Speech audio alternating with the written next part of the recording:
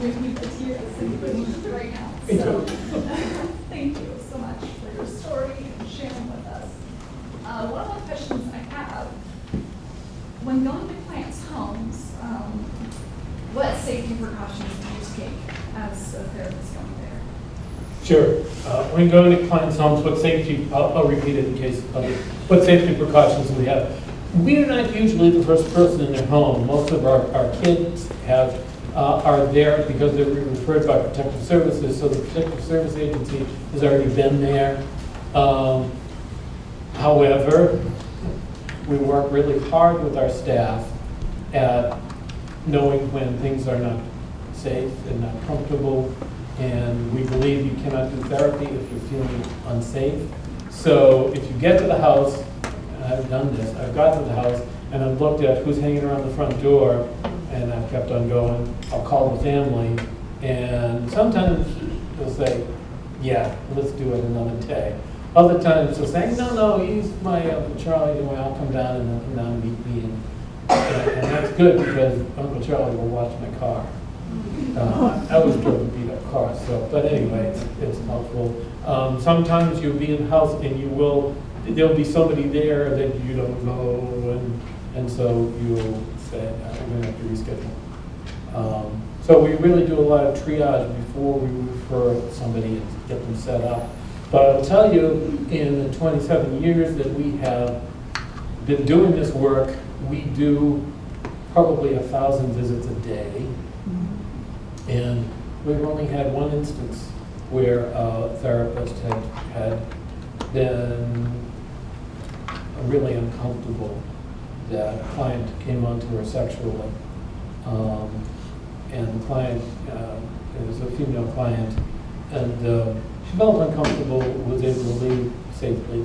And we've only had one instance when a therapist was actually struck, and that was in our office. And it was my client. It wasn't me that hit. It hit a shrink.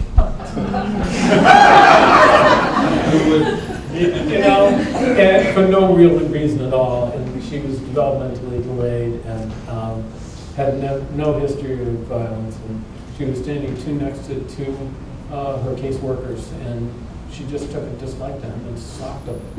Something many of us had considered. Should have invited her back. Anyway, yes. Yeah. I wanted to know how you leave with customers' homes and what you tell yourself, and kind of maintaining those boundaries and not buying the crib and doing those things. How do you leave them homes? I had done a fair amount of trauma work prior to doing home-based work, and I found it doesn't really matter where you see them. You're going to bring a lot of it with you or not, regardless of the site of service. You have to, you hear stories that you don't want to think about. I told you the nice stories. There are not nice stories as well. Things that happen to kids that you couldn't believe anyone would be motivated to do. And you have to have a certain discipline of that. For me, the key, maybe two keys. One is being able to really respect clients and to respect that this is their life, and I trust them to be able to do this.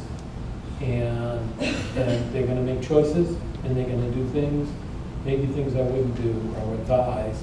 And I just have to have the confidence that it's their walk and they're going to take it. So that's one thing. And the other thing is having good support, having a good supervisor and a good team. We work really hard at developing tight treatment teams with people who just get support from each other. But yes, that's a discipline you have to have about not bringing this stuff home with you. I'd like to know how you got a life.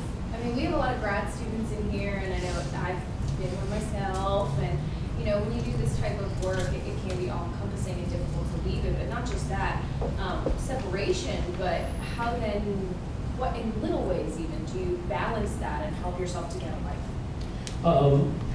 Question is, how do you get a life?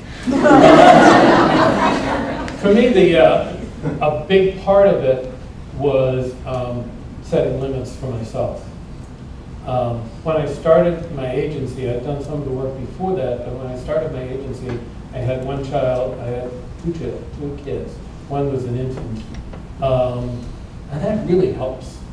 You know, you're really too busy.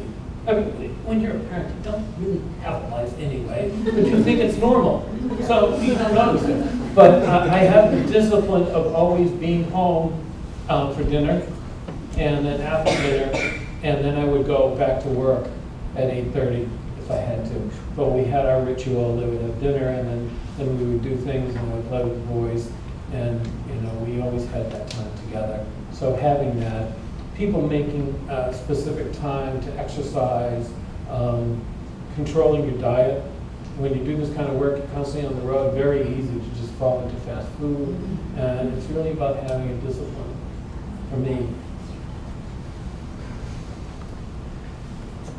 You touched on it a little bit earlier about how to motivate people, disadvantaged people. What would be some of the questions or stuff you would actually ask to kind of open those doors for them, especially when they're like, oh, I don't have any strengths? Well, the first part of motivation really is changing people's mindset to the point where they think of themselves as people who can make change, identifying their strengths. But then I really rely heavily on motivational interviewing. I don't know if you've really studied that as an intervention, but that has become not just an intervention for substance abuse, but we've used it for medical disorders as well, and lots of other disorders. And it's really about getting people to look at the choices they're making and helping them to realize that you are making choices, and getting them to do, you know, the charts that you do in motivational interviewing.